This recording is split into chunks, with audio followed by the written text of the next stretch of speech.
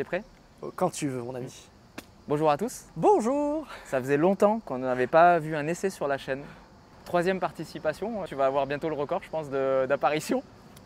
Je me fais petit. Mais oui, ça fait plaisir. Franchement, ça fait plaisir. Merci à toi. Avec grand plaisir. Alors, on fait toutes les choses comme il ne faut pas faire pour cette voiture-là, parce qu'il y a eu un petit peu de retard sur la restauration. Ouais, tout à fait. Pour remettre les choses dans leur contexte, Clément a un concept qui est juste génial pour ceux qui ne connaissent pas, c'est Ticket for Road, ça s'appelle.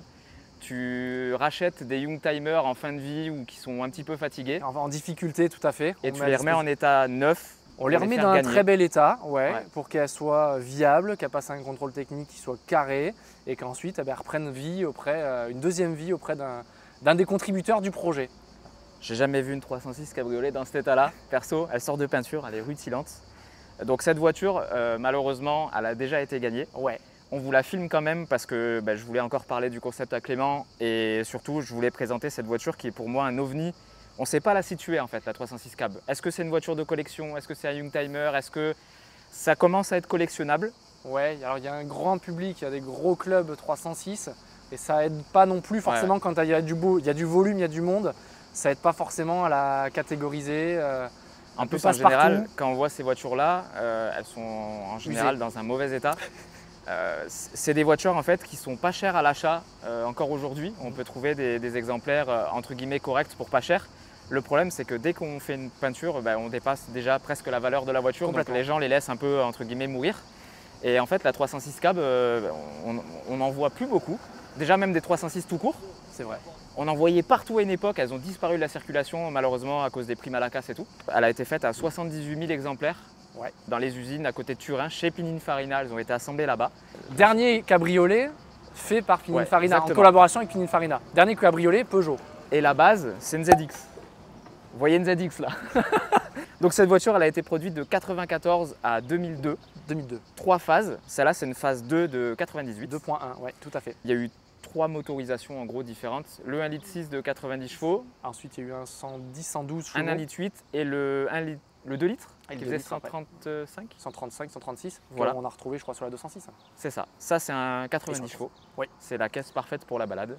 Et en fait, elle a été élue plus beau cabriolet de l'année 94, donc à son lancement. Elle a été présentée au Salon de Francfort. Et elle a été élue meilleur cabriolet en 98 au Salon de Genève. Donc l'année de cette voiture-là. Oui, tout à fait. Aujourd'hui, elle n'est pas démodée. Non, quand on la voit dans cet état-là, franchement, elle donne envie. Ça n'a pas été un franc succès. 78 000 voitures, c'est pas beaucoup. Après, cabriolet, c'est toujours voiture plaisir. Désolé si on est. On s'intéresse à ce qu'on fait. Il y a un camion de la mairie qui est juste à côté qui s'est garé pour discuter. Voilà. A few moments later. Bonjour. Gros mazout. J'en ai marre. J'en ai marre. Bonjour. Allez-y, c'est bon.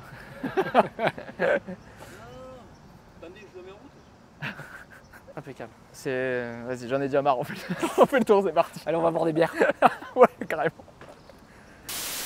Dis-nous un petit peu plus sur la restauration de cette voiture, qu'est-ce qui a été fait dessus? Déjà, sachez que vous pouvez suivre toutes les aventures de Clément sur Instagram, je vous le mets en bas là, voilà. J'essaye d'en mettre un maximum. Et tu fais aussi des vidéos YouTube où tu expliques plus en détail, on va dire, ce que tu fais sur les projets. J'essaye d'en faire quelques-unes, surtout pour ceux qui sont vraiment accros au projet. Je suis pas vidéaste, j'ai pas le talent que tu as. J'ai zéro talent. Mais au moins j'essaie d'amener un peu plus d'informations que Instagram ou que Facebook. La voiture, elle était au fond d'un garage. Je remercie PZ Cars à Bordeaux qui me l'a proposé. Elle était au fond d'un garage. Qu'est-ce qu'on a fait dessus? Alors très simplement, la voiture est une première main. On a fait quand même un beau travail de mécanique, distribution, révision, tout le système de freinage avant, arrière, on a ouvert les tambours, tout a été remplacé, le freinage avant, disque, plaquette, tous les classiques, mais il y en a eu pour quand même un petit peu d'argent.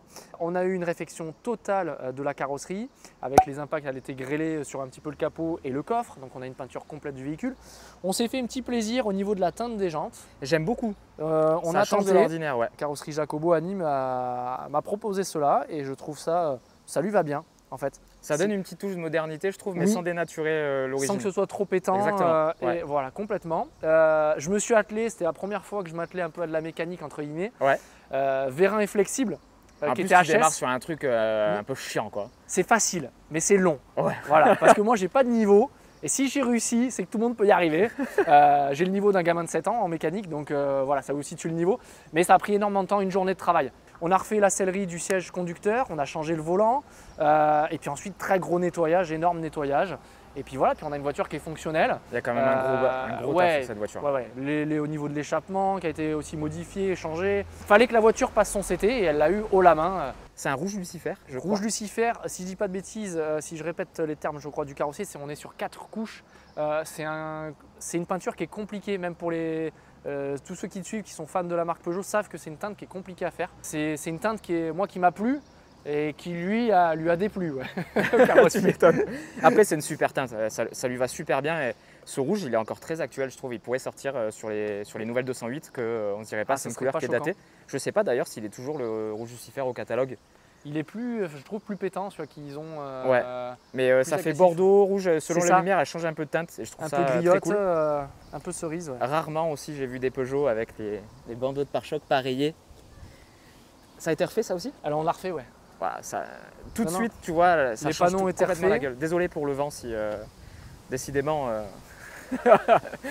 Mais au moins on a un peu d'air parce qu'il va faire chaud aujourd'hui. D'ailleurs, j'espère que le lieu de tournage vous plaît. On est à Uzès, c'est très beau. Le duché d'Uzès. Voilà, ça change un petit peu des parkings de Carrefour. Non, puis moi, ce qui me fait, j'ai pas envie non plus de monopoliser ta chaîne, mais ce qui est cool, c'est de retrouver une voiture, comme tu le disais tout à l'heure, qui n'a pas forcément une valeur pour l'instant financière importante, et d'y mettre grâce aux contributeurs, grâce aux participants, on arrive à mettre entre guillemets des sommes folles sur une voiture pour l'instant qui n'a pas cette valeur. On en a pour bien plus cher. On est à x2 par rapport à la valeur du marché d'un véhicule. Là, il faut savoir un truc, c'est que pour ceux qui connaissent rien en mécanique ou en carrosserie, une peinture comme ça, c'est déjà minimum 2000 €. Oui, c'est ça, minimum. Et ces voitures-là, on ne parle jamais d'argent ici, mais pour donner une idée, sur le marché, ça tourne à combien dans ces specs-là avec le kilométrage qu'elle a et tout? Aujourd'hui, ça vaut, alors sans la peinture neuve, mais une voiture qui est fiable avec un beau suivi, ça vaut 4-5 000 €. Voilà, donc déjà, il y a déjà au moins la moitié de la valeur de la voiture en peinture. Sachant qu'il y a eu beaucoup de frais mécaniques aussi. Frais mécaniques, les pneumatiques, les jantes, la sellerie, bref, ouais. Les vérins flexibles. Vérins flexibles sur une 306, juste les pièces, ils ne sont pas 50 en France. Pour vous donner ordre d'idée, c'est 600 €. Ouais, donc ça vérins déjà flexibles. Plus. Ouais. Voilà, non, mais on se rend rarement compte, on se dit c'est qu'une 306, mais finalement c'est la force du projet. C'est à cause de ces coûts-là, on en voit de moins en moins dans cet état-là. Ce qui est rigolo, en plus, tu me disais tout à l'heure, le gagnant devrait normalement en prendre soin parce qu'il est en train de vendre sa voiture principale pour garder la 306. Ouais. Je trouve ça super cool, donc félicitations d'ailleurs au gagnant. Maxime, bravo Maxime. On est vraiment désolé de vous filmer cette voiture après le tirage. C'est pas grave. Mais en vrai, il y en aura d'autres, vous inquiétez pas. On vous en parlera pendant la conduite, on va vous teaser un peu ce qui arrive chez Ticket for Road après la 306. Et en fait, ça a été malheureusement une série d'événements qui a fait qu'on n'a pas pu filmer cette voiture pendant qu'elle était en jeu en fait. Mais on vous la présente quand même, c'est toujours sympa. Et puis je pense qu'on est dans le mood été avec le cab. Donc là on est trop bien là. Voilà. Écoute, on va faire un petit tour, même s'il va être vite fait je pense. Là on est clairement sur une 306, on dirait qu'elle est rallongée parce que le fait qu'elle n'ait pas de toit, je trouve que visuellement ça la rallonge à mort. Il y a un porte-à-faux de malade à l'arrière. Et la 306 qui est rigolo, j'ai toujours aimé ces voitures avec le... Elles ont les côtés incurvés, on dirait que ça fait un 8. Oui, tu vois ce que je veux dire? Ouais, tout à fait. Et du coup, je la trouve vraiment méga sympa. C'était un cabriolet vachement à la mode à l'époque quand même. C'est cool. Et puis aujourd'hui, on te regarde avec ça finalement. T'es pas le roi du pétrole, mais voilà. T'es le roi du parking. Le roi du parking, ouais. Avec les petits badges Pininfarina en bas. D'origine, ouais. Voilà, d'origine, comme les 406 coupés en fait. Oui. Donc là, du coup, t'as un coffre indépendant, la capote ne vient pas dans le coffre. Exactement, c'est ça. Donc ça, c'est pratique. Comme les Beatles, voilà, t'as vraiment un espace. T'as une cinématique assez sympa. Donc ouais, ça vient se loger là-dedans. En fait, c'est séparé. Là, vous avez le coffre ici et la capote, elle vient se loger vraiment là-dedans. Exactement. T'as l'ouverture comme ça qui vient perpendiculaire à la voiture et t'as ta capote qui rentre ou qui sort. D'accord. On le fera tout à l'heure. Écoute Clément, on va aller rouler avec. C'est parti. C'est parti. C'est vrai que ça fait vraiment. Allez, direction le Cap d'Agde. Allez, on y va. Bon, nous voici au volant de la 306 cabriolet. Alors, c'est la première fois que je conduis une 306 tout court. Sans déconner? Ah oui, je te promets. Bon, après, pas non plus une fin en soi. Non, ça va, je l'ai bien vécu, on va dire. Donc là, ne vous attendez pas aujourd'hui à un essai dynamique. On l'a dit tout à l'heure, c'est une voiture de balade complètement. Déjà avec son moteur de 90 chevaux et puis cheveux au vent comme ça, tu n'as forcément pas envie de tartiner peut-être en col ou quoi. Il y a les 306 S16 qui sont faites pour ça. Voilà, achetez ça si vous voulez faire ça. Donc là, on va parler un petit peu de l'habitacle. Alors, je fais coucou à l'abonné Instagram. Ça m'a fait rire, mais du coup, on s'est bien marré là-dessus. J'avais fait une story où, pendant qu'on venait à Uzès pour tourner les plans extérieurs de la voiture. On a trouvé un magnifique rétro-camping avec une Volvo Amazon. Magnifique. Et suite à cette story-là, je n'avais pas encore dévoilé la voiture qu'on allait essayer aujourd'hui. Et il y a un abonné qui a vu la planche de bord passager qui m'a dit que c'était une Toyota Supra. Donc ne vous attendez pas à un test de Toyota Supra. On est loin là. On est assez loin de la Toyota Supra. Désolé. Voilà. Donc il y a une partie du tableau de bord qui pourrait… C'est vrai, ouais, là le plongeant peut-être. Voilà, faire croire que tu as peut-être un 2JZ sous le capot. Ouais. Alors qu'on a un petit TU de 90 chevaux, donc c'est un 1,6 litre celui-là. 1,6 litre, ouais, c'est 1598 cm3 pour les, pour les puristes. Pour les puristes. 90 chevaux, vitesse maximum 175 km/h. Magnifique. Non, c'est le genre de stats, on s'en fiche sur ce genre de Ouais, voiture, cette auto en fait, tu as juste envie de rouler sur des petites routes nationales comme on fait là aujourd'hui. Au soleil, tranquille. Tu t'arrêtes, tu bois une petite bière. Exactement. Au bistrot, on vient de faire. Voilà. Et puis tu repars, tu reprends la route, au milieu des cigales, comme tu dis. La voiture, tout est souple en fait. Tu as vraiment l'impression de conduire une petite citadine de ville, mais sans toit. Alors moi, ce qui me dérange un peu dans ce genre de voiture, moi j'ai eu une Mazda MX-5 NB il y a quelques temps, et en fait on était beaucoup plus ouvert. C'est le pare-brise en fait qui remonte et encore ça va, comparé à la 206cc où il remonte vraiment quasi au niveau du front. Moi je suis grand, je fais un 82, ouais. Mais je me sens pas non plus oppressé. Voilà, tu as certains câbles où tu as le toit qui remonte trop. Et là, je trouve que ça va en fait. Là vraiment, tu profites de l'ambiance cabriolet. Complètement. Alors que tu as certaines voitures qui, en fait, tu n'as pas l'impression de profiter de ça. C'est plus les passagers arrière qui en profitent. qui prennent tous les moustiques. Ouais, c'est dans les dents. Le comportement de l'auto, quoi vous dire, à part que tu sens que c'est un châssis guimauve. Hein. C'est ça. La voiture, il y a beaucoup de mouvements de caisse alors que la route n'est pas du tout cabossée. Mais comme on dit, c'est une caisse pour profiter, pour être en balade, tout ça. C'est simple. Voilà, en fait, c'est peut-être ce qui lui manque, c'est ce charme. Elle a du charme, elle a du chien à l'extérieur. Ouais. Mais à l'intérieur, comme tu dis, elle est molle peut-être. Et finalement, elle est peut-être presque insipide par sa conduite. C'est-à-dire qu'elle fait ce qu'on lui demande. C'est ça. C'est un moteur qui ne tombe quasiment pas en panne, qui est vraiment d'une robustesse. Ouais, il y a peut-être quelques casses au niveau de la… C'était quoi? C'était sur les TU, c'était les joints de culasse, ouais. qui étaient souvent un petit peu montrés du doigt, mais franchement… C'était sur les 1,4 litre, je crois, oui, c'est vrai, 1,4 litre. Mais en soi, c'est le même bloc moteur. Et tu vois, moi, je vois cette voiture-là comme une 306 embourgeoisée. C'est ça. On a la sellerie cuir. Cette voiture-là, il faut savoir qu'au catalogue à l'époque, sauf sur les phases 3, qui avait beaucoup d'équipements qui étaient en option sur les phases 1 et phase 2, l'ABS, il faut savoir que c'était une option. Il y avait aussi une version avec le toit hardtop en option. Ah oui, c'est vrai, exact. Voilà. Oui, c'est vrai. Les jantes de la Roland Garros qui étaient en option sur les modèles entre guillemets de base. Je ne sais pas si la sellerie cuir était en option ou pas. Je ne sais pas si c'est de série ou pas dans le cabriolet. Non, alors sur cette version, pour moi, oui. Normalement, parce qu'elle est très peu optionnée. Après, la fibre du cabriolet, voilà, c'est de rouler cheveux au vent. Tranquille. Et puis de te prendre un gros coup de soleil dans la gueule, tu vois. Désolé, j'ai mis les lunettes. Avec mes petits yeux bleus, je galère avec le soleil, mais tu as envie de te prendre une grosse bain-timbale sur la gueule, voilà, c'est ce que tu as envie, quoi, en fait. C'est clair. Sur le front, surtout le front. C'est en fait la voiture idéale pour la côte parce que tu sais que c'est fiable à mort, qu'en niveau consommable, elle va rien te coûter. Non. Ça reste du Peugeot des années 90, donc ça a fait ses preuves niveau robustesse. Conso, tu as 6-7 litres, alors il y en a qui vont dire un peu plus, mais quand tu roules pépère, tranquillou. Il faut savoir qu'elle fait 1,2 tonne aussi, on n'en a pas parlé. C'est plus lourd évidemment qu'une 306 classique par rapport à sa capote hydraulique. Elle est semi-hydraulique, on va dire, parce qu'en fait, tu as une première action manuelle pour relever à 25 degrés la partie avant de la capote. Et ensuite, c'est hydraulique. Exactement. Mais c'est mal foutu parce que tu dois éteindre la voiture pour pouvoir ouvrir la capote. Ouais, alors peut-être qu'il y en a qui vont me dire que non, mais chez le cellier, on m'a dit, voilà, certains modèles, c'était contact seulement allumé, pas moteur tournant. C'est les sécurités aussi. Ouais. Aujourd'hui, c'est certaines vitesses où tu peux pas décapoter. Peut-être que c'était lié aussi à ça. Donc pour tirer sur la batterie, c'est nickel. Ah ben impeccable, hein, tu décapotes, puis ensuite tu mets du démarres plus. Voilà, j'espère que vous profitez en même temps aussi du beau paysage qu'on a autour de nous. Là, on est entre Uzès et Nîmes, là, donc la route est nickel. C'est la route qu'il faut pour ce genre de véhicule, moi je trouve. Je crois que je suis venu voir le Tour de France une fois ici. il me semble. Je crois qu'il est passé il y a genre 2 ans.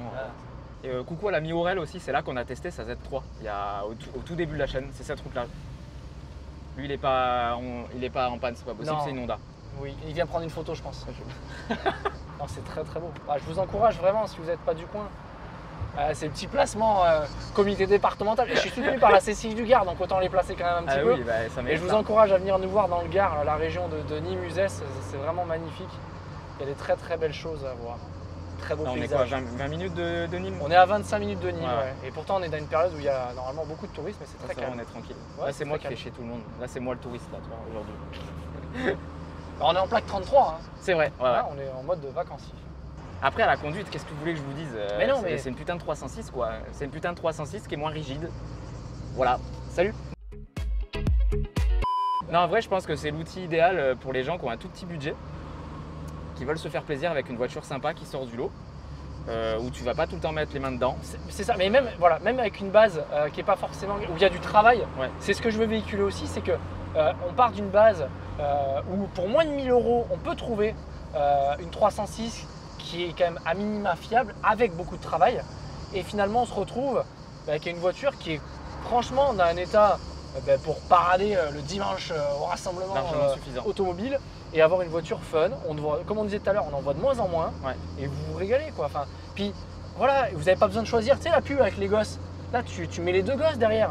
Oui, là c'est vrai que pour le coup il y a pas mal d'espace et rares sont les vrais cabriolets 4 places. Tu pars avec 4 sacs Adidas plein de pognon, tu es à 4 dedans et puis voilà. Tu peux rarement partir en vacances en cabriolet quand tu as une petite famille. Complètement. Moi, mais là pour le coup aussi et c'était un galère.